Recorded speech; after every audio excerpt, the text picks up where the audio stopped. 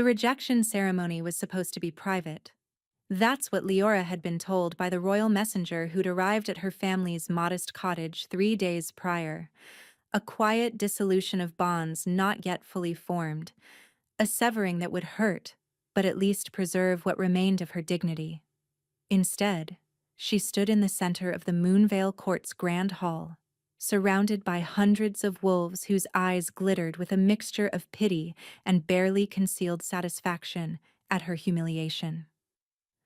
The triplet Alpha Kings stood before her on the raised obsidian dais, identical in their devastating beauty, yet distinct in the way they held themselves.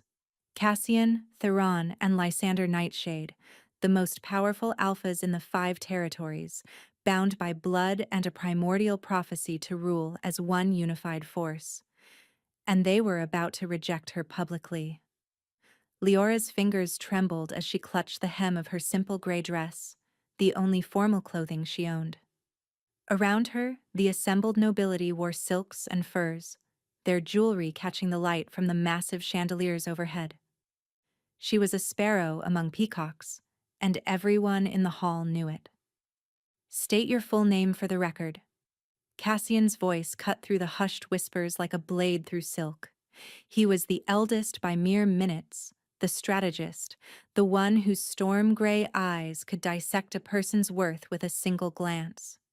Those eyes swept over her now with cold dismissal. Leora lifted her chin, forcing her voice steady despite the way her heart hammered against her ribs. "Leora Ashenmere, of the Thornwick Pack."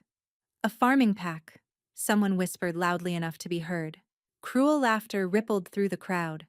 Theron stepped forward, his muscular frame radiating the controlled violence of a born warrior. Where Cassian was calculation, Theron was pure, brutal efficiency. "Do you understand why you've been summoned, Miss Ashenmere?" Miss. Not even the courtesy of using her given name. Leora felt the word like a slap, but she kept her expression neutral. "I was told the bond would be severed." "The bond?" Lysander spoke for the first time, and despite everything, Leora felt her treacherous heart skip. He was the youngest triplet, the one whose amber eyes had once looked at her with something that might have been warmth during their 3 brief encounters. The empath, they called him. The one who could feel the emotions of those around him. "There is no bond, Miss Ashenmere. That's precisely the problem." The words struck deeper than any blade could have. 6 weeks ago, the primordial moonstone, a relic that chose compatible mates for the royal bloodline, had glowed in Leora's presence. Not brightly, not with the legendary brilliance described in the old tales, but it had glowed, faintly, enough that the Council of Elders had declared her a potential mate for the triplets. Potential. Not confirmed. Not chosen. Just potential. The moonstone's light was barely a flicker, Cassian continued, his tone clinical, as if he were discussing crop yields rather than destroying someone's future. The elders were mistaken to interpret such a weak response as a true mating sign.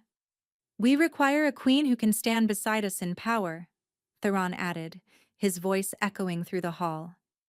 "Not a farmer's daughter who can barely shift into her wolf form."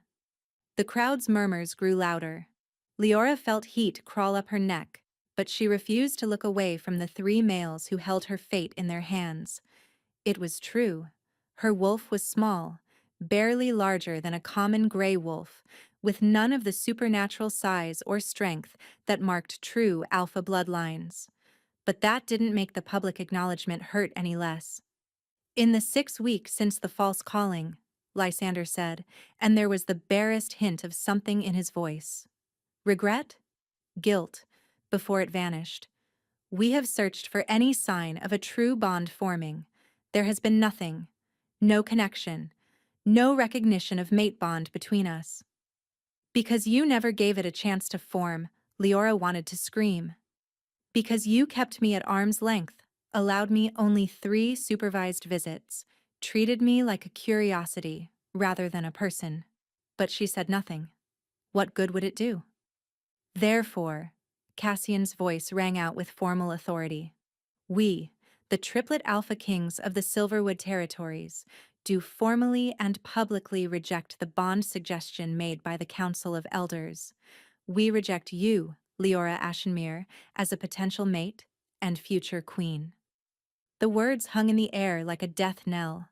Around the hall, wolves shifted uncomfortably. Even among the nobility who'd mocked her, there was something unsettling about such a public, brutal rejection. It wasn't done this way, not usually.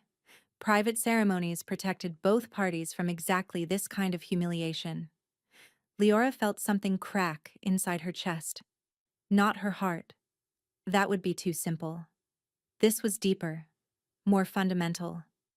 The faint thread of possibility that had been growing since that first moonstone glow, the fragile hope she'd barely allowed herself to acknowledge, snapped like a dried twig. And in its place, something else bloomed. Something sharp and cold and clarifying. Pride. She straightened her spine, lifted her chin higher, and met each of their gazes in turn. Cassian's cold gray eyes, Theron's hard amber, Lysander's conflicted gold. Let them see that they hadn't broken her. Let them see that she was more than the weak farmer's daughter they believed her to be. I, Leora Ashenmere of the Thornwick Pack, she said clearly, her voice carrying to every corner of the silent hall. Accept your rejection. The words were barely out of her mouth when she felt it. A lance of white-hot agony straight through her chest, as if someone had driven a spike through her sternum. She inhaled sharply, stumbling, but caught herself before she could fall. Around her, several wolves drew breath in shock. They could smell it now, the sharp scent of a bond breaking, even one as fragile as theirs had been. But Leora wasn't finished. Furthermore, she continued, forcing the words past the torment radiating through her body. I thank you for your honesty, your majesties. The title came out with just the faintest edge of mockery. You've shown me exactly what kind of males you are, the kind who care more for power and appearance than honor, the kind who would humiliate someone publicly rather than grant them the dignity of a private rejection, the kind who will make terrible kings because you lack the most basic capacity for compassion. The hall erupted. Shouts of outrage. Someone called for her to be seized for insolence. But Leora wasn't looking at the crowd anymore. She was watching the three males on the dais, watching as her words struck home. Cassian's expression had frozen, the cold calculation replaced by something that looked almost like shock. Theron had gone completely still, the warrior's readiness evaporating into stunned immobility. And Lysander had gone pale, his hand pressed to his chest as if he could feel the echo of her anguish. I wish you well in finding your true queen, Leora said, her voice softer now but no less cutting. I hope she's everything I could never be, powerful, political, perfect. She paused, let the words settle. And I hope she makes you utterly miserable because that's exactly what you deserve. With that, she turned on her heel and walked toward the massive doors at the far end of the hall, her head high despite the way her vision was starting to blur at the edges. Each step sent fresh waves of suffering through her body, the bond breaking completely now, severing connections that had barely begun to form but were real enough to cause devastation in their dissolution. She made it halfway across the hall before the real anguish hit. It started as a burning in her veins, like liquid fire racing through her bloodstream. Leora's step faltered, and she pressed a hand to her chest, feeling her heart hammering erratically. This wasn't normal. Bond rejections hurt, yes, but this felt like dying. Behind her, she heard movement on the dais, Lysander's voice sharp with sudden alarm. Something's wrong. But Leora didn't stop, couldn't stop. If she stopped now, she would collapse, and she refused to give them the satisfaction of seeing her fall. She pushed through the torment, through the burning, through the growing numbness spreading from her chest to her limbs. The doors loomed before her. 20 more steps. 15. 10. Her vision was definitely blurring now, dark spots appearing at the edges. The whispers of the crowd had become a dull roar in her ears, indistinguishable from the sound of her own blood rushing through her veins. 5 steps. She could hear running footsteps behind her now, voices raised in concern or command. She couldn't tell which anymore. Everything was fading, sound and sight and sensation all bleeding together into one overwhelming tide of suffering. 3 steps. Her legs were giving out. She could feel it happening, her knees buckling, her body shutting down in response to trauma it wasn't meant to endure. 1 step. Leora's hand found the cold metal of the door handle just as her legs finally gave out completely. She used her momentum to push the door open, letting herself fall forward through the threshold and into the corridor beyond. The last thing she saw before darkness claimed her was a flash of movement. 3 male figures rushing toward her, their faces twisted with horror and something that looked dangerously close to panic. Then nothing. Cassian reached her first, his superior speed allowing him to catch Leora's falling body before she could hit the marble floor. The moment his hands touched her skin, he recoiled as if burned. She was on fire. Not metaphorically. Her skin was literally radiating heat so intense it was excruciating to touch. Her face had gone from pale to flushed, sweat beading on her forehead despite the cool temperature of the corridor. Her eyes were closed, her breathing rapid and shallow. "Get a healer!" Theron shouted, dropping to his knees beside his brother. "Now!" The crowd from the grand hall had surged forward, nobles and courtiers pressing through the doorway to witness the spectacle. Their shocked reactions and hurried whispers created a cacophony that made Cassian's head pound. Lysander pushed through, his face ashen. The moment he came within a few feet of Leora's unconscious form, he stumbled, pressing a hand to his chest with a pained sound. "What is it?" Cassian demanded, looking up at his youngest brother. Her anguish. Lysander's voice was strained.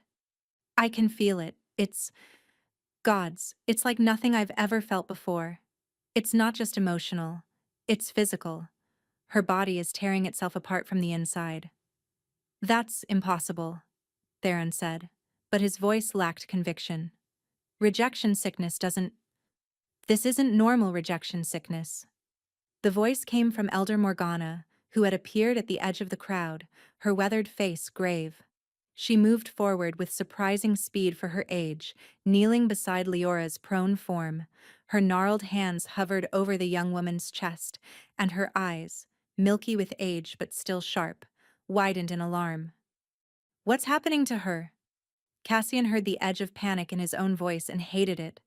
Hated that this slip of a girl, this weak, insignificant farmer's daughter, could make him feel anything at all.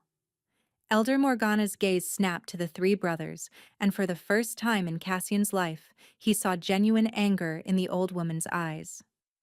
"What's happening? You 3 fools just rejected your true mate in the most brutal fashion possible. That's what's happening." "She's not our true mate," Cassian said automatically. "The moonstone barely—" "The moonstone glowed," Morgana interrupted sharply. "Faintly, yes, because she's human-born." The words fell like stones into water, sending ripples of shock through the assembled wolves. "Human-born?" Theron repeated, his voice strangled. "Her mother was human. Her father was a low-ranking wolf from Thornwick. Their mating produced a daughter with diluted wolf blood. Weak by our standards, but still pack." Morgana's hands moved over Leora's body, examining, assessing. "The moonstone recognized her as your mate despite her mixed heritage. The weak glow wasn't a sign of incompatibility. It was adjusted for her diminished power. For her, that flicker was the equivalent of the brilliant blaze it shows for pure blood mates." Cassian felt as if the ground had dropped out from beneath him. "Why weren't we told?" "Because it wasn't relevant." Morgana's voice cracked like a whip. "A mate is a mate, regardless of bloodline. Or it should be. But you 3 were so concerned with appearances, with finding a queen who looked powerful enough to stand beside you, that you couldn't see what was right in front of you." Lysander had sunk to the floor, his face buried in his hands. Through their brother bond, Cassian could feel his youngest brother's anguish, the empathic feedback loop of Leora's suffering and Lysander's horror creating something unbearable. "Can you save her?" Theron's voice was quiet, deadly serious. Morgana's expression was grim. "I don't know. In all my centuries, I've never seen a true mate bond rejected so completely. Usually there's hesitation, reluctance. The bond forms slowly over time before a rejection might occur, giving both parties a chance to adjust. But this," she gestured to Leora's trembling form, "you rejected her before the bond could properly establish itself. Her wolf is trying to sever something that was barely there to begin with, and the incomplete connection is causing catastrophic damage." "There must be something," Cassian started. "If there is, I haven't found it yet." Morgana stood, her joints cracking. "I'll take her to the healing ward, but understand this, your majesties." The title dripped with disdain. "If she dies, her death is on your hands. The moon goddess doesn't look kindly on those who reject her gifts." Two healers appeared with a stretcher, carefully lifting Leora's burning body. As they carried her away, Cassian noticed something that made his blood run cold. Where her skin had touched his hands, there were marks. Not burns, exactly. More like silver scars, as if her very essence had branded him. Delicate swirling patterns that looked almost like writing in a language he didn't recognize. He looked at his brothers and saw identical marks on Theron's arms where he'd tried to help catch her, and on Lysander's hands where he'd reached out in instinctive comfort. The physical manifestation of a bond they'd just destroyed. 3 hours later, Cassian stood in his private study, staring at the silver marks on his palms. They hadn't faded. If anything, they'd grown, more pronounced, the delicate patterns spreading up his wrists like vines. The door opened without a knock. Only his brothers would dare such familiarity. "She's stable," Theron announced without preamble, though his face said the news wasn't entirely good. "For now.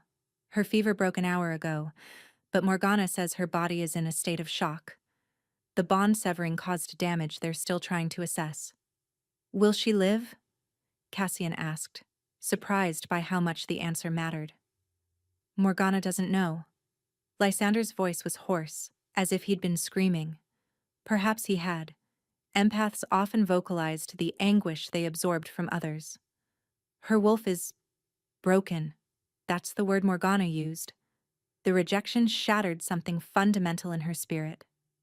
Cassian turned away from his brothers, facing the window that overlooked the moonlit gardens. "We did what was necessary. The kingdom needs a strong queen, not—" "Don't!" Theron's voice was sharp. "Don't justify this.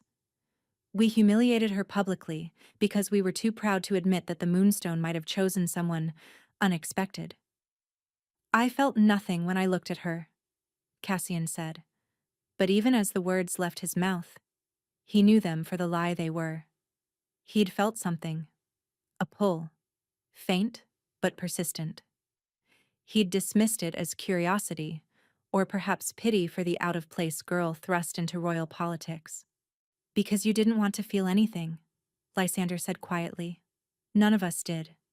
She wasn't what we expected, what we wanted, so we convinced ourselves the bond wasn't real." Silence fell over the study. In the distance, Cassian could hear the night watch changing shifts, the normal sounds of the castle continuing as if nothing world-shattering had occurred. "The marks aren't fading," Theron said, holding up his own scarred arms. "I've tried everything. Healing magic, herbal remedies. Nothing works." "Because they're not wounds," Lysander said. "They're proof. Physical evidence of the bond we tried to deny." He laughed, the sound bitter and broken. "The moon goddess has a sense of irony. We rejected our mate, so now we'll carry the scars of that rejection for everyone to see." Cassian looked down at his hands again, at the intricate silver patterns that marked him as... what? A fool? A failure? A king who'd thrown away the greatest gift the moon goddess could offer because it came in an unexpected package? "We have to fix this," he said suddenly. His brothers turned to look at him. "Fix what?" Theron asked carefully. "This. Us. What we did to her." Cassian faced his brothers fully. "When she wakes, if she wakes, we need to apologize. Formally. Publicly. Reverse the rejection if such a thing is possible." "Morgana says it might not be," Lysander warned. "The damage to the bond might be permanent. And even if we could somehow repair it?" He paused, meeting Cassian's eyes. "Why would she want us? After what we did to her? After how we humiliated her?" "She wouldn't," Theron said, flatly. "If our positions were reversed, would you forgive such a betrayal?" "No." The answer came immediately. Honestly. Cassian wouldn't forgive. Couldn't forgive. And if that was true for him, why would it be any different for her? But he had to try. Had to find a way to make this right. Because the alternative, living the rest of his life knowing he'd destroyed his true mate, was unbearable. "Then we'll earn her forgiveness," Cassian said. "However long it takes." A knock at the door interrupted them. One of the healers stood in the doorway, her face pale with urgency. "Your Majesties, you need to come quickly." Cassian's heart dropped. "Is she—" "She's gone," the healer said. "Miss Ashenmere. She woke 10 minutes ago, overpowered 2 guards and fled the castle. We've searched the grounds, but there's no sign of her. It's like she vanished into thin air." The pre-dawn forest was alive with the sounds of the hunt. Cassian ran through the undergrowth in wolf form, his massive silver body moving with lethal grace between time-worn trees. Beside him, Theron's darker gray wolf and Lysander's lighter ash-colored form kept pace, the 3 of them moving in the synchronized pattern they'd perfected over decades of ruling together. But this wasn't a hunt for prey. This was a search for their mate. 6 hours had passed since Leora's escape. 6 hours of searching the castle grounds, the surrounding villages, the forest paths that led away from the capital. 6 hours of finding nothing, not a trace of her scent, not a single clue about which direction she'd fled. It was impossible. No wolf could hide their scent so completely, especially not one as weak as they'd believed Leora to be, unless they'd been wrong about how weak she was. "Anything?" Cassian sent through the brother bond, the telepathic link that connected the 3 of them. "Nothing," Theron responded, frustration clear in his mental voice. "It's like she's a ghost. No tracks, no scent trail, nothing." "She's masking herself somehow," Lysander added, "but I don't understand how. She barely has enough power to shift. How could she have the magical reserves to hide from an entire pack of trained trackers?" It was a question that had been plaguing Cassian since the search began. Everything they'd known, or thought they'd known, about Leora Ashenmere was being called into question. Weak farmer's daughter who could barely shift? Yet she'd overpowered 2 trained castle guards while still recovering from near death. Insignificant human-born wolf? Yet she'd managed to completely erase her scent trail, a feat that required considerable magical ability. Meek and easily dismissed, yet she'd stood before them in the grand hall and spoken with more courage and dignity than most warriors twice her size. They'd underestimated her. Badly. The sound of approaching wolves made all 3 brothers skid to a halt. A patrol emerged from the northern tree line, led by Commander Wraith, one of their most experienced trackers. Cassian shifted back to human form, unconcerned by his nakedness. Modesty was a human concept that served no purpose among wolves. His brothers followed suit, the 3 of them standing in a loose triangle as Wraith approached and shifted as well. "Report," Cassian commanded. Wraith's expression was grim. "Nothing, Your Majesty. We've covered the entire northern quadrant. No sign of her, but—" He hesitated. "But what?" Theron demanded. "We found evidence of another presence. Not Miss Ashenmere. Someone, or something else, was in the forest tonight. The scent is strange. Not pack, not rogue. Something Other. A chill ran down Cassian's spine. Other how? I'm not certain, but if I had to guess? Wraith met his king's eyes. Witch magic. There's a residue in the air. Faint, but present. Someone used powerful magic in these woods within the last few hours. Lysander stepped forward. You're saying a witch took her? I'm saying a witch was here, Wraith corrected. Whether they took her, helped her, or were tracking her themselves, I can't determine. But they left a trail heading east, toward the Shadowfen Marshes. The Shadowfen Marshes. Cassian's jaw clenched. The marshes were neutral territory, claimed by neither pack nor coven. They were also notoriously dangerous, home to creatures that predated the treaty between wolves and witches, things that recognized no law but hunger. Assemble a tracking party, Cassian ordered. 20 of our best. We leave in 10 minutes. But before Wraith could acknowledge the command, a howl split the air. Not the normal communication howl of a pack wolf. This was something else entirely. Something desperate and filled with anguish. Every wolf present froze, their heads turning toward the sound. That came from the eastern border, Theron said, already beginning to shift. Near the Thornwick territory. Thornwick. Leora's home pack.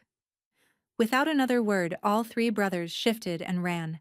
They covered the miles to the Thornwick border in minutes, their powerful bodies eating up ground with supernatural speed.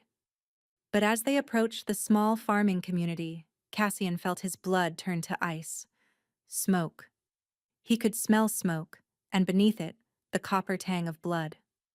They burst into the clearing that housed Thornwick's central village to find chaos. Buildings burning, bodies on the ground. Survivors huddled in terrified groups, many bearing wounds from what had clearly been an attack. And in the center of it all, illuminated by the flames, stood a figure in dark robes marked with symbols that made Cassian's skin crawl. A witch. But not just any witch. The robes marked her as a member of the Crimson Order, a faction that had been outlawed decades ago for practicing blood magic. The witch turned as the brothers approached, her face hidden beneath a deep hood. When she spoke, her voice carried an unnatural echo, as if multiple people were speaking in unison. Ah, the Triplet Kings arrive at last. Too late, as always. Cassian shifted to human form, his brothers flanking him immediately. What have you done here? Nothing that wasn't deserved. The witch's laughter was like broken glass. This pathetic pack harbored something precious, something that was promised to my order long ago. If you're looking for treasure, you chose poorly, Theron growled. Thornwick has nothing of value. Didn't they? The witch cocked her head. Strange, because we were told that Thornwick Pack produced a very special daughter, one marked by prophecy, one whose power is only now beginning to wake. Lysander stepped forward, his empathic senses extended. You're looking for Leora. Was that her name? The witch sounded amused. How delicate. We have many names for what she is. Catalyst, key, abomination. My personal favorite is the breaker of chains. But that's rather dramatic. She's not here, Cassian said, working to keep his voice level despite the rage building in his chest. These people, Leora's people, had been attacked because of her. Because of something she was. Something none of them had known about. Oh, I know she's not here. The witch gestured carelessly at the burning village. These simpletons told us she fled to the capital weeks ago. Something about being chosen by the Moonstone? Another laugh. How ironic. The kings claim their mate, only to reject her before she can fully come into her power. The moon goddess must be laughing herself sick. What power? Lysander demanded. What are you talking about? You really don't know, do you? The witch's amusement was palpable. The great Triplet Kings, so concerned with breeding and bloodlines, and you didn't even recognize what you had. Your little farmer's daughter isn't weak, your majesties. She's dormant. There's a difference. Before any of them could respond, the witch raised her arms and the ground beneath their feet began to tremble. A dormant power that, when awakened, could reshape the balance between all our kinds. The witch continued, her voice rising. A power that my order has sought for generations, and you just threw her away like garbage. Dark energy erupted from the witch's hands, forcing the brothers to dive aside. Cassian rolled to his feet, already shifting mid-movement. But the witch was faster, vanishing in a swirl of shadow and smoke before any of them could reach her. Her final words echoed through the clearing. Find her before we do, little kings. Or what happened here tonight will seem merciful compared to what's coming. Then she was gone, leaving only destruction and too many questions in her wake. Cassian shifted back to human form, surveying the damage. Theron was already moving among the survivors, helping the injured. Lysander stood frozen, his face pale with shock. She's in danger, Lysander whispered. Leora, she's not just running from us. She's running from them. And she doesn't even know what she's running toward. Cassian felt something cold and heavy settle in his chest. They'd rejected her, humiliated her, driven her away into a world where powerful, dangerous beings were hunting her for reasons none of them understood. And she was out there alone, without protection, without even the knowledge of what she truly was. We have to find her, Cassian said, his voice hard with determination. Now, before... A scream cut through the night. Female, terrified. And even from a distance, Cassian's newly awakened mate bond recognized it. Leora. All three brothers moved as one, running toward the sound. But as they crashed through the forest toward where her scream had originated, Cassian felt a sickening realization settle over him. They might already be too late. The scent of witch magic was thick in the air, mixed with something else. Blood. And at the center of a small clearing, illuminated by moonlight, lay a torn piece of gray fabric. The same color as the dress Leora had been wearing when she'd fled the castle. But of Leora herself, there was no sign. Only blood on the ground and the lingering echo of her terrified scream fading into the night. The blood trail led deeper into the forest, toward a section of woods so primordial that even wolves rarely ventured there. The trees grew twisted and thick, their branches forming a canopy so dense that moonlight barely penetrated. This was old magic territory, the kind of place where the veil between worlds grew thin. Cassian moved in human form now, tracking by scent and instinct.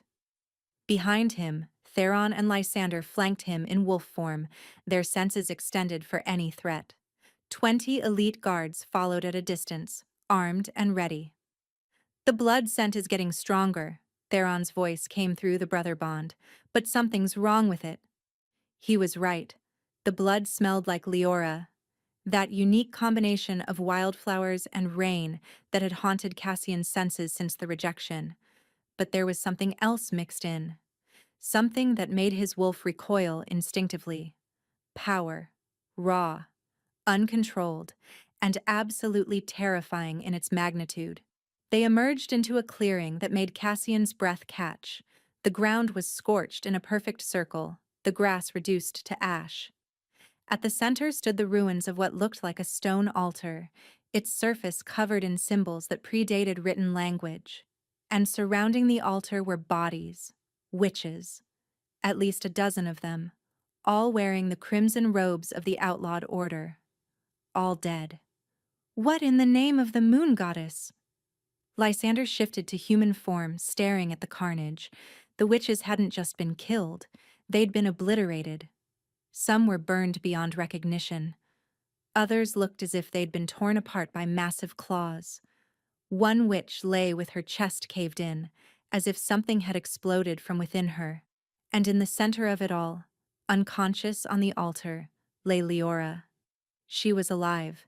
Cassian could see the rise and fall of her chest. But she was different.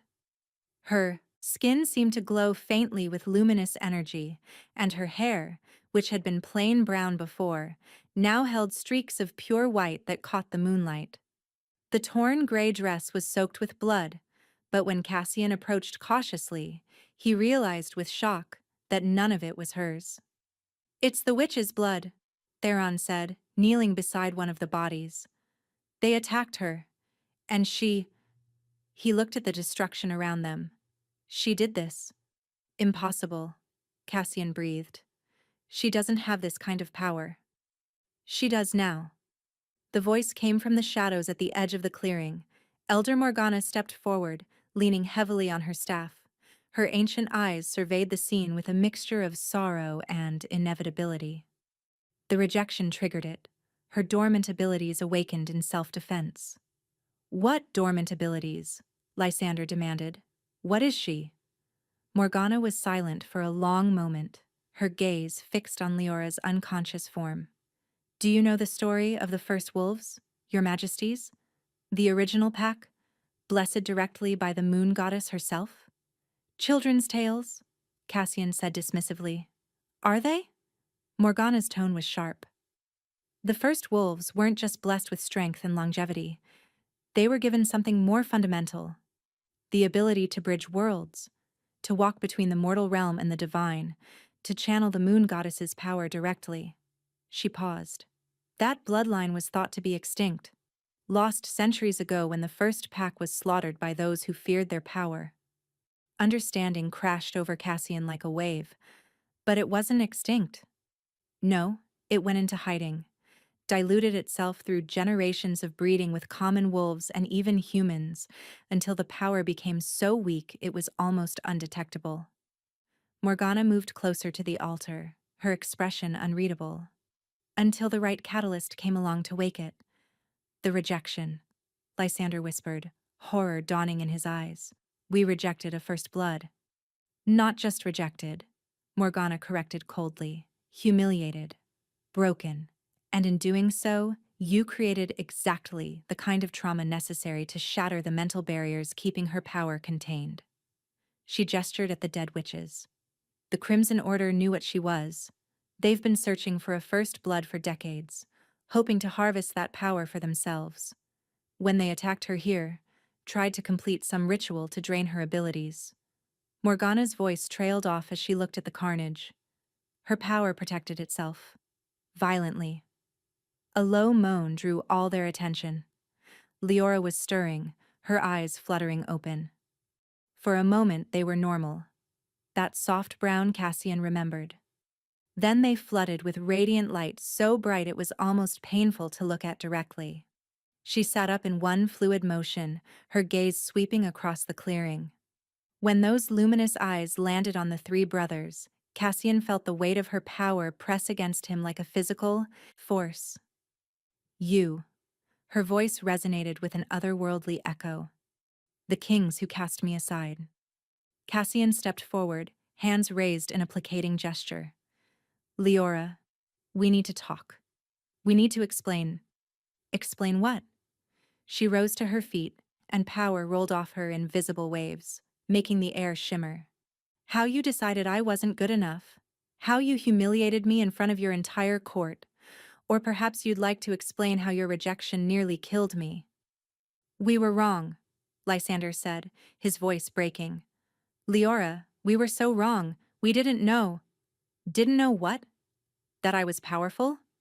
Her laugh was bitter and sharp. Would it have mattered? If I'd been exactly as weak as you believed, would that have made your cruelty acceptable? The question hung in the air, unanswerable. We want to make this right, Theron said, stepping forward despite the danger radiating from her. Whatever it takes. However long it takes. We want to... To what? Unreject me? Leora's expression hardened. It doesn't work that way. The bond is broken. Shattered. Even now, I can feel the jagged edges of it inside me, cutting me apart with every breath. Cassian felt his own broken bone in that moment, the absence of something he hadn't even known he needed until it was gone. He looked down at his hands. The silver scars from where he'd touched her burning skin still marked his palms, delicate swirling patterns that had spread up his wrists, physical proof of what they'd destroyed. Then we'll find a way to repair it, he said firmly. Elder Morgana, there must be a ritual, some kind of magic. There is no ritual, Morgana said quietly. A broken mate bond cannot be mended. Not by magic, not by will, not by anything in this world or the next. The words were a death sentence. Cassian felt something inside him crumble, saw the same devastation reflected on his brothers' faces. However, Morgana continued, and everyone's attention snapped to her. A broken bond can be remade. Not repaired, remade. Built from scratch, if both parties are willing. Hope flared in Cassian's chest, bright and painful. He looked at Leora, ready to beg if necessary, to promise anything she demanded. But the expression on her face killed that hope before he could speak. No. The word was flat, final, and utterly devastating. Leora, please, Lysander started. No, she repeated louder this time. You don't get to reject me, break me, drive me to this. She gestured at the dead witches, at her own transformed state. And then decide you want me back because I'm suddenly powerful enough to be worthy. It's not about power, Cassian said desperately. We were fools. We were blind. But seeing you like this, knowing what we did to you, knowing what you did to me, Leora interrupted, her voice dropping to something cold and dangerous, is exactly why I will never give you a second chance. She stepped down from the altar, her bare feet leaving glowing prints on the scorched earth. I, Leora Ashenmere, first blood of the moon goddess's original pack, formally and permanently reject Cassian, Theron, and Lysander Nightshade as potential mates. The words hit like a physical blow. All three brothers staggered, crying out in torment as luminous radiance exploded from Leora's body and slammed into them. Cassian fell to his knees, feeling something inside him tear, not just the already broken bond, but something deeper. His wolf howled in anguish, recognizing that this was truly the end. When the light faded, new marks had appeared on all three brothers' chests, directly over their hearts. Not the silver scars from touching her burning skin. These were different. Raised like brands, formed of intricate runes that glowed faintly with residual power. Rejected by the first blood, Morgana translated softly, reading the marks with ancient eyes. You'll carry those for the rest of your lives, your majesties, unless the rejection is somehow reversed, which has never been done. If you die bearing these marks, the curse will pass to the next kings in your bloodline, a permanent stain on the Nightshade legacy. Leora swayed on her feet, the massive expenditure of power clearly taking its toll. But when Lysander instinctively moved to catch her, she held up a hand that crackled with silver energy. Don't touch me. Where will you go? Theron asked, his voice hollow. You can't go back to Thornwick. The village was destroyed, and if more witches come, I'll handle it. Leora's eyes were already losing some of their luminous glow, brown bleeding back in at the edges. She looked exhausted, swaying on her feet, but her spine remained straight. I've survived rejection by my supposed true mates. I think I can handle a few power-hungry witches. She turned to leave, but Cassian couldn't let her go like this. Couldn't let this be the end. We love you. The words burst from him without thought, raw and desperate. I know we have no right to feel anything for you, no right to even speak to you after what we've done. But it's true. The moment you walked away from that hall, something inside me screamed that I'd made the worst mistake of my life, and every moment since has only proven it more true. Leora stopped walking but didn't turn around. Her shoulders were rigid, her hands clenched into fists at her sides. Love? Her voice was barely above a whisper. You don't get to call it love. Love doesn't humiliate. Love doesn't destroy. What you feel now is guilt and loss. And those are your burdens to carry, not mine. She took a step forward, and shadows seemed to rise up around her, not threatening, but protective, cloaking her form. When they cleared a moment later, she was gone, vanished as completely as if she'd never been there at all, leaving three kings kneeling in the ruins of what might have been, marked forever by the mate they'd rejected, branded with runes that proclaimed their failure for all to see. Cassian pressed a hand to the burning mark over his heart and felt tears.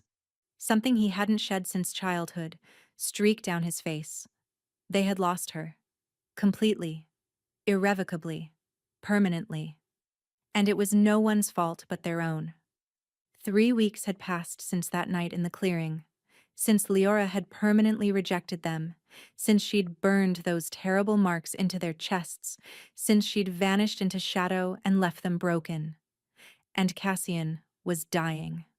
Not quickly, not dramatically, but slowly, inexorably, like a candle burning down to nothing. The healers called it severance sickness, the result of a completely rejected mate bond combined with the curse marks Leora had seared into their chests. The marks weren't just scars. They were active curses, draining their life force bit by bit, day by day, and feeding on the broken bond like parasites. Theron had collapsed first, 10 days after that night. He'd been in a council meeting, arguing with the nobles about trade agreements, when his legs had simply given out. The warrior who'd never shown weakness, who'd fought in battles that left lesser wolves dead, crumpled like a puppet with cut strings. Lysander lasted 12 days. The empath's sensitive nature made him more susceptible to the emotional toll, but it was the physical breakdown that took him in the end. He'd been in the gardens, trying to find some peace among the flowers, when he'd started coughing up blood. Cassian had made it to day 17 before his own body betrayed him. He'd been too stubborn to acknowledge the weakness, the way his hands shook when he tried to hold a pen, the way his vision blurred at the edges. He'd forced himself through every day, ruling with an iron will even as his body screamed for rest, but will could only carry him so far. Now, on day 21, all three brothers lay in the royal healing ward, in beds arranged in a triangle so they could see each other. Elder Morgana and her team of healers moved between them constantly, trying every remedy, every spell, and every healing technique known to wolfkind. Nothing worked. "You're dying of broken hearts," Morgana had told them bluntly on day 15. In the most literal sense, the mate bond, even broken and rejected, still exists in your souls. It wants to reform, to complete itself. But Leora's permanent rejection made that impossible, so your bodies are slowly shutting down, unable to reconcile what your souls need with what can never be. "How long?" Cassian had asked, his voice barely a rasp. Morgana's silence had been answer enough. Now Cassian lay in his bed and stared at the ceiling, counting his breaths. Each one felt harder than the last, as if his lungs were forgetting how to work. Across from him, Theron's breathing was shallow and labored. Lysander's eyes had been closed for 2 days now, his body conserving what little energy remained. The door opened and Commander Wraith entered, his expression carefully neutral. But Cassian could not see the grief in the man's eyes. Wraith had served their family for 3 decades. Watching his kings waste away like this had to be torment. "Your Majesty," Wraith said quietly, "there's news." "About her?" The question came from Theron, who'd apparently been awake despite his closed eyes. Wraith nodded. "Our scouts tracked her to the Winterspire Mountains. She's building something. A sanctuary, they said. For outcasts. Wolves who don't fit in their packs, witches who've been exiled, even some humans who've been touched by magic." Despite his weakness, Cassian felt a surge of pride. Of course she was. Of course, Leora, who'd been cast aside herself, would create a place for others like her. "Is she?" Cassian had to pause to catch his breath. "Is she safe?" "More than safe." Wraith's expression was strange. "The scouts said she's become something of a legend in the Northern Territories. They're calling her the Silver Queen. Apparently, word spread about what she did to those witches. No one dares threaten her now. The Silver Queen. It suited her, Cassian thought, more than Your Majesty ever would have. There's something else," Wraith continued, hesitation clear in his voice. The scouts reported that she's been unwell. She collapsed 3 days ago during a construction project. Her people brought in a healer, but from what we heard, he trailed off, unwilling to continue. Say it, Cassian commanded, putting every ounce of remaining authority into his voice. The healer said she's suffering from the same thing you are, Wraith said quietly. Severance sickness. Her rejection of you broke the bond completely, but it's killing her too. The healer estimated she has maybe 2 weeks left. 3 at most. The room fell into shocked silence. Then Lysander's eyes snapped open. They'd been closed for 2 days. But the moment Leora's name was spoken, his body had responded. His eyes, which had been closed in what seemed like final rest, flew open with sudden alertness. She's dying? His voice was hoarse but urgent. Because of what we forced her to do? The second rejection, the permanent one, it's killing her too? Morgana appeared in the doorway as if summoned. Her ancient eyes were grave. Of course it is. Did you think such powerful magic came without cost? She severed a mate bond so completely that it can never be remade. That kind of rejection requires enormous power, and it has to be paid for somehow. She's been paying for it every day since, just as you have. Cassian tried to sit up and failed, his arms too weak to support his weight. We have to go to her. We have to— Do what? Morgana interrupted sharply. Beg her to reverse what can't be reversed. She can't undo it, even if she wanted to. The magic is done. Permanent. All 4 of you are going to die, and there's nothing anyone can do about it. No. Theron forced himself upright through sheer will, though the effort left him gasping. There has to be something, some way. There isn't, Morgana said flatly. But something in her expression made Cassian pause. You know something, he said. I can see it in your eyes. There's something you're not telling us. For a long moment the ancient elder was silent. Then she sighed, a sound that seemed to carry the weight of centuries. There is a possibility, she said reluctantly, but it's not a solution, it's a sacrifice. Tell us, all 3 brothers said in unison. Morgana moved to the center of the room, equidistant from all 3 beds. The mate bond between you is broken beyond repair, but the bond doesn't exist in isolation. It's connected to your life force, to your very souls. If one of you were to sever your own life completely, willingly, it would break the curse for the others. Horror dawned on Cassian's face. You're saying one of us has to die. Not just die. Choose death. Embrace it willingly, as a sacrifice for your brothers. Morgana's voice was heavy. The magic recognizes intention. If one king were to give his life freely, accepting death as payment for his crimes against his mate, it would satisfy the curse's requirements. The other 2 would live, weak, damaged, but alive. And Leora? Lysander asked. Would it save her? Morgana shook her head. I don't know. Her curse is her own, born from her own rejection. But it's possible that such a sacrifice might weaken it enough for her to survive, or it might do nothing. There's no way to know. Silence fell over the room like a shroud. Cassian looked at his brothers, saw his own thoughts reflected in their faces. They all knew what had to happen.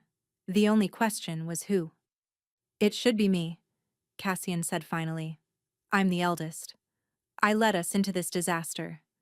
My pride, my obsession with finding a perfect queen, that's what started all of this. No. Theron's voice was firm despite its weakness. I'm the warrior. Dying in service to those I love is what I was born for. This is just another kind of battle, another sacrifice to be made. You're both wrong, Lysander said quietly. I'm the empath. I felt her anguish from the beginning and said nothing. I let my brothers convince me to ignore what my gift was telling me, that she was suffering, that the bond was real. This is my atonement. The argument that followed was weak and brief. They simply didn't have the strength for more, But each brother was adamant, each convinced that he should be the one to die. Finally, Morgana raised a hand. Enough. You have until dawn tomorrow to decide. After that, it will be too late. The curse will have progressed too far for the sacrifice to work. She turned to leave, then paused at the door. For what it's worth, Your Majesties, I'm sorry. You made a terrible mistake, but you didn't deserve this. When she was gone, the three brothers lay in silence, each wrestling with the same impossible choice. It was Cassian who finally spoke.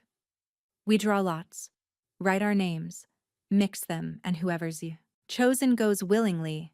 No arguments, no regrets. Cassian, Theron started.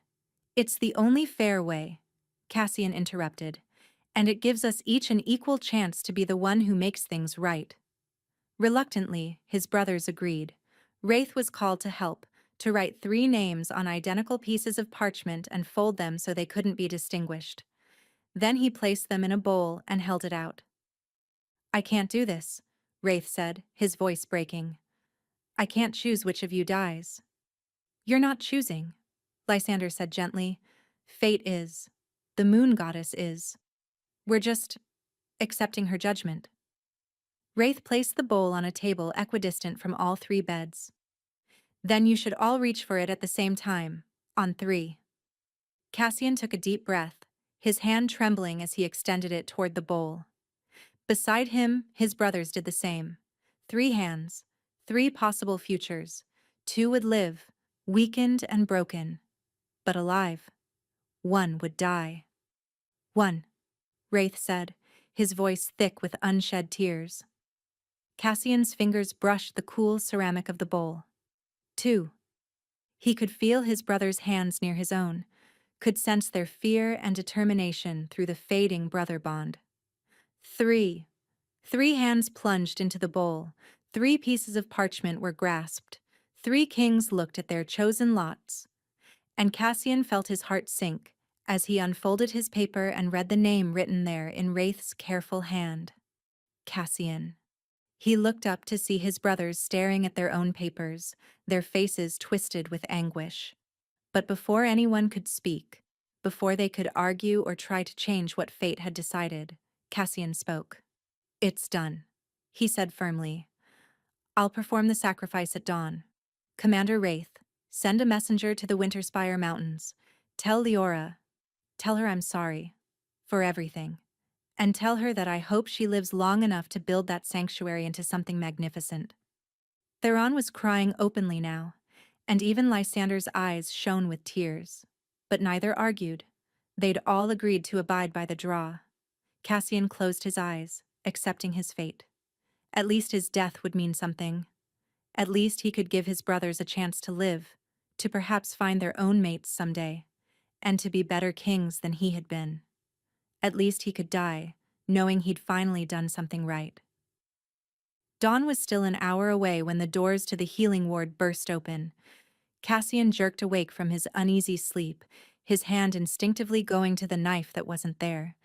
Weapons had been removed from the ward days ago to prevent exactly the kind of desperate act he was planning. But it wasn't an assassin or a threat. It was her. Leora stood in the doorway, her chest heaving as if she'd been running.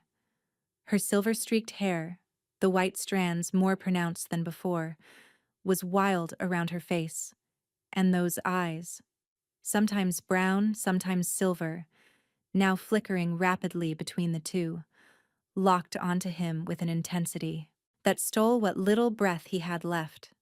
She looked terrible. Her skin had a grayish pallor, and she was so thin that her bones stood out sharply beneath her clothing.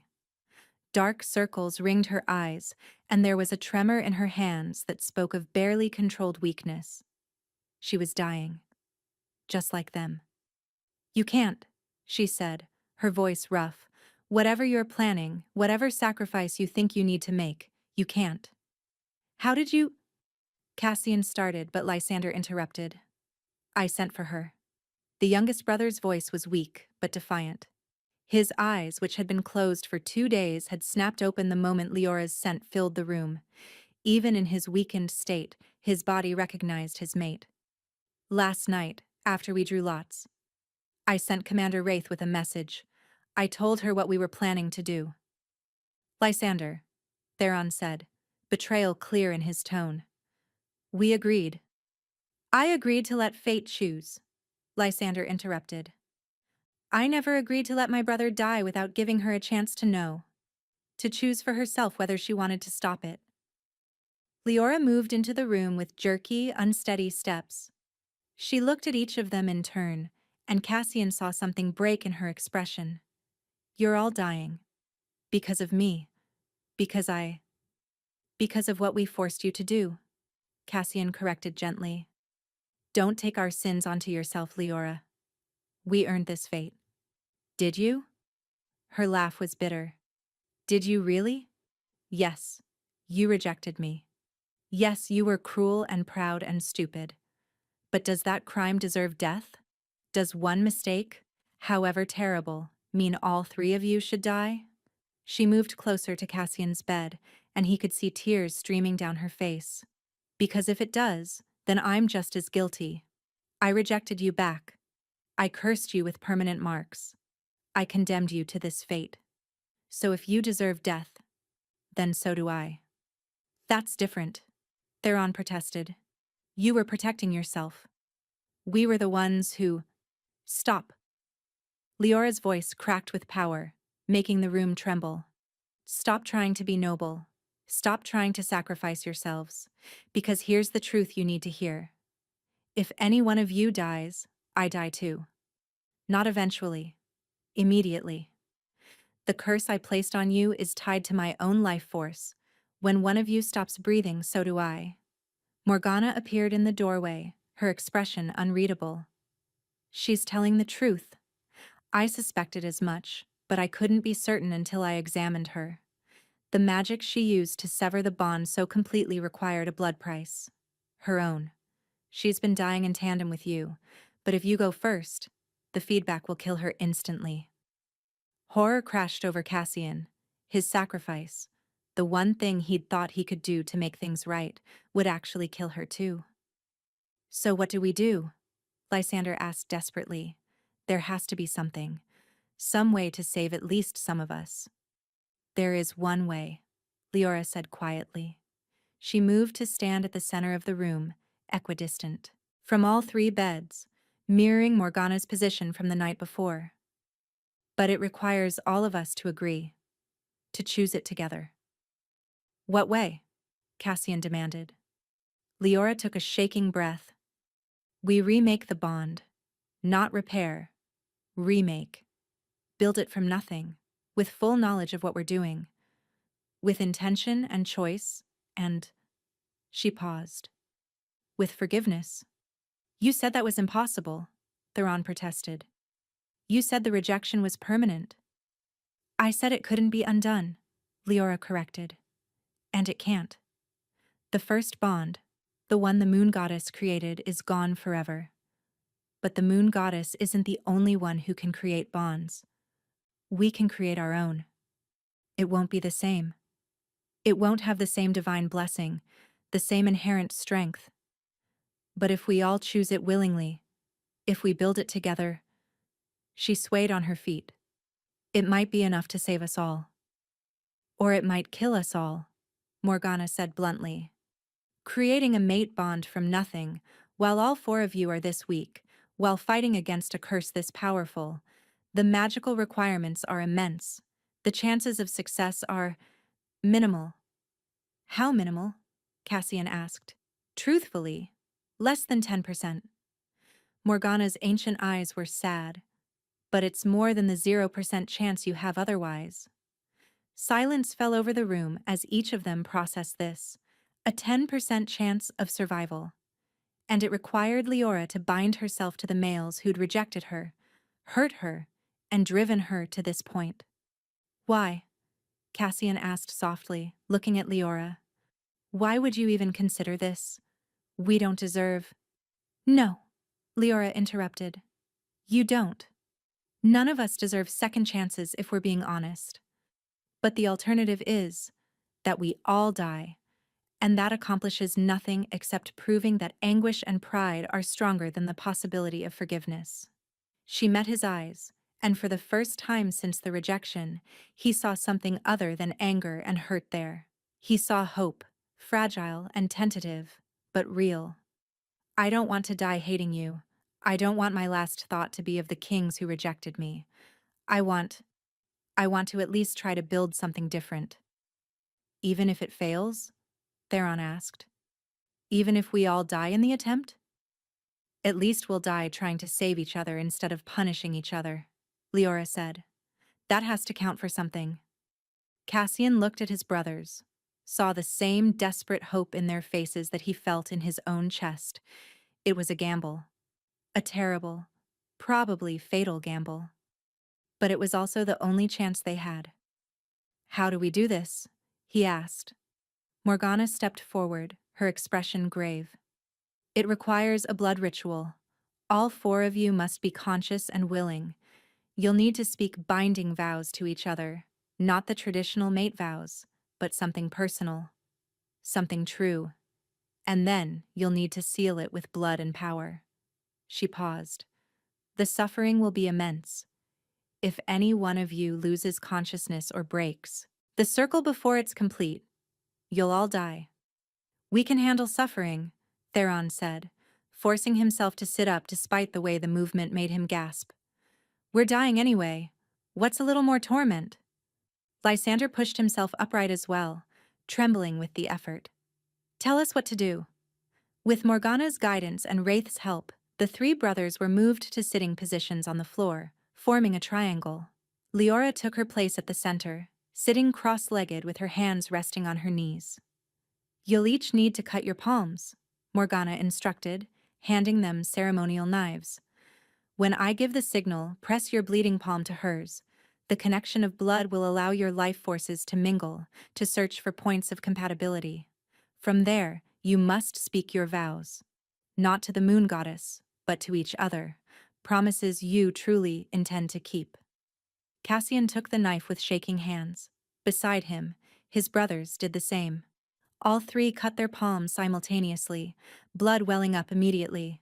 Leora took the fourth knife and cut her own palm without hesitation, her face set with determination. Begin, Morgana said. Three male hands reached out, pressing bleeding palms against Leora's. The moment contact was made, power exploded through the room. Cassian inhaled sharply as he felt not just Leora's life force, but his brother's as well, suddenly intimately connected to his own. He could feel Theron's stubborn determination, Lysander's empathic sensitivity, and Leora's fierce, brilliant strength. And beneath it all, he could feel the curse, the dark magic that was slowly killing them all. It wrapped around their life forces like thorns, squeezing, draining, and destroying. Speak your vows, Morgana commanded. Now, while you're connected, let the words carry your intention into the bond. Cassian went first, looking directly into Leora's flickering eyes. I vow to see you as you truly are, not as I want you to be. I vow to value your strength, even when it challenges my pride. I vow to never again dismiss you, diminish you, or doubt your worth. And I vow to spend every day earning the forgiveness you've already given more generously than I deserve. Theron spoke next, his voice rough with emotion. I vow to protect you with everything I am, not because you're weak, but because you're precious. I vow to listen before I judge, to understand before I act. I vow to be the warrior you need, not the one I thought you should want. And I vow to fight for us, for this bond we're building with every breath I have left. Lysander's voice was barely above a whisper, but it carried clearly in the charged atmosphere. I vow to honor your emotions as equal to my own. I vow to speak when I should speak, to trust what I feel even when logic says otherwise. I vow to be brave enough to be vulnerable with you, to let you see all of me, the good, the damaged, the uncertain. And I vow to love you not in spite of your scars, but because they prove you're a survivor. Then it was Leora's turn. She looked at each of them in turn, her eyes shining with tears. I vow to give you the second chance I never thought I could give. I vow to see your regret as real, your growth as genuine, and your love as more than guilt. I vow to trust you with my heart, even though you broke it once, because I believe people can change. And I vow to build this bond with you as equals, four souls choosing each other, not because fate demanded it, but because we decided we were worth fighting for. The moment the last word left her mouth, the power in the room intensified 1,000-fold. Cassian screamed as he felt the curse react violently to the new bond forming, as it tried to strangle the fragile connection before it could fully establish itself. But the curse hadn't anticipated one thing: Leora's power. Radiant light exploded from her body, flooding into the bond they were creating. And unlike before, when her power had been wild and uncontrolled, this was focused, purposeful. She was using her first blood abilities not to destroy, but to create, to build, to heal. The curse fought back, dark magic clashing with luminous radiance. The torment was excruciating. Cassian felt like he was being torn apart from the inside, every nerve ending on fire. Beside him, he could hear his brothers crying out, could feel their anguish through their newly forming bond. But they didn't let go. None of them let go. Leora was glowing now, so bright it was hard to look at her directly. Her hair, already streaked with white from her awakening, seemed to pulse with luminescence, every strand transforming, the brown bleeding away until it was completely silver white, radiant as moonlight. Her eyes blazed with pure power, no longer flickering between brown and silver, but merged into something new entirely. But that power wasn't just hers anymore. Through their joined hands, Cassian could feel it flowing into them, into their bond, into their very souls. Together, Leora gasped, her voice resonating with divine authority. Push together. Force the curse out. Cassian understood instinctively. Their bond wasn't complete yet, was still forming, still fragile. But if they could combine their strength, their will, their collective power. He reached out with everything he had, feeling his brothers do the same. Four souls, four wills, four hearts beating as one. They pushed against the curse, not trying to destroy it, but simply to expel it from the space where their new bond was forming. For a moment, it seemed impossible. The curse was too strong, too deeply embedded. They were too weak, too damaged, too close to death. Then Cassian felt it. A fifth presence, vast and primordial and impossibly powerful, joining their circle. The moon goddess herself, drawn by their determination, their willingness to choose each other despite everything. She didn't repair the bond they'd broken. That was still impossible, still, beyond even divine power to fix. But she blessed the new bond they were building, poured her divine strength into their mortal efforts, and tipped the balance just enough. The curse shattered.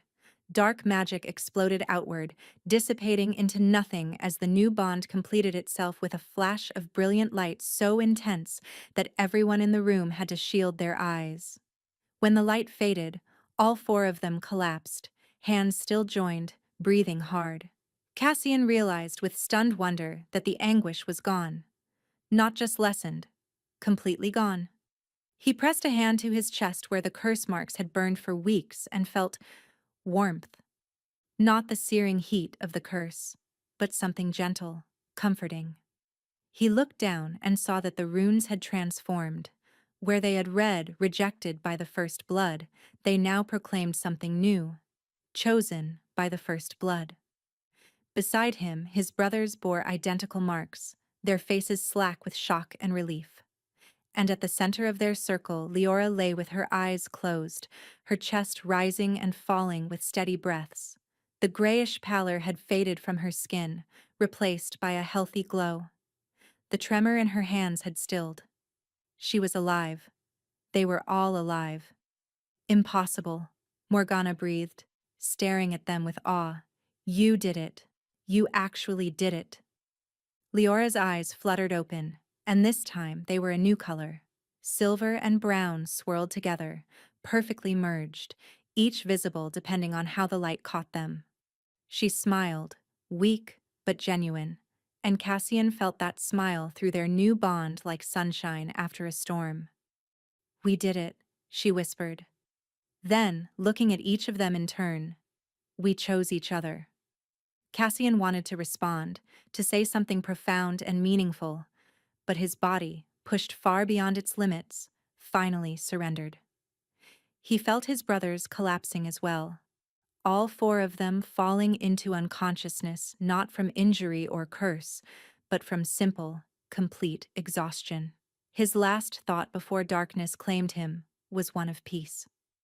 Whatever happened next, whatever challenges they would face them together.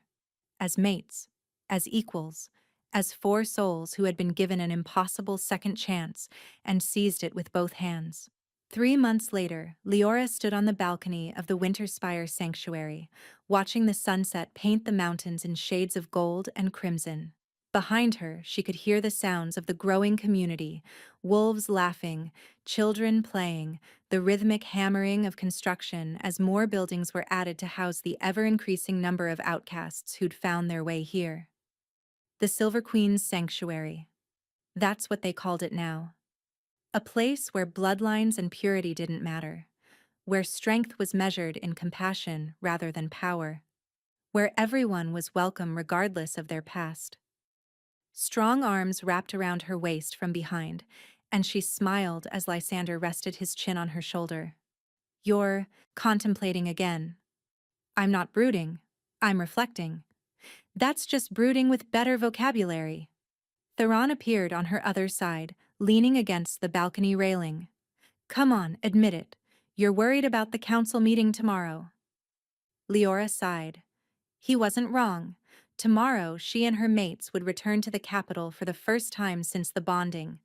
The Council of Elders had formally requested their presence to discuss the future of the kingdom and the unprecedented bond between a first blood and the Triplet kings.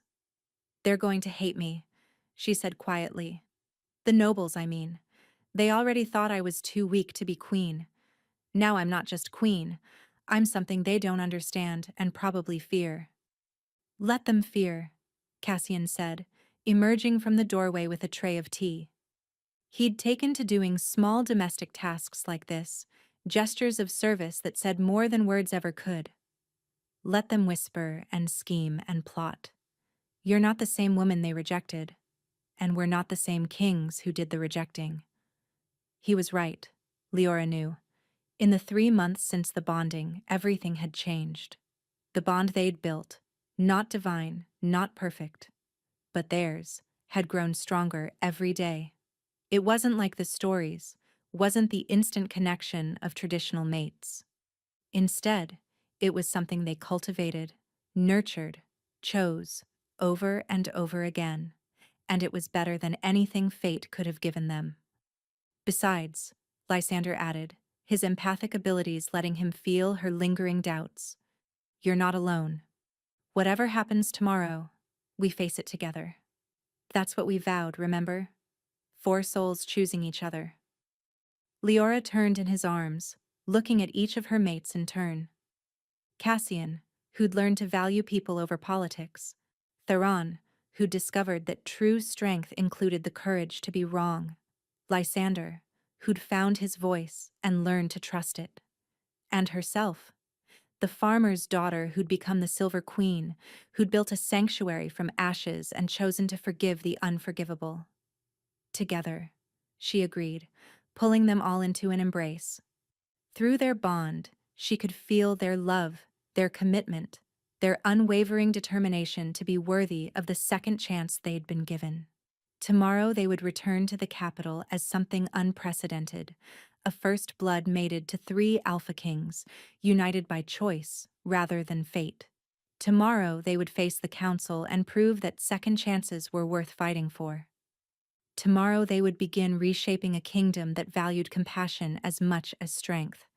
But tonight, they would simply be 4 souls who'd found each other in the darkness and built something beautiful from the ruins of their mistakes. And that, Leora thought as the sun set over the mountains and her mates held her close, was more than enough. It was everything.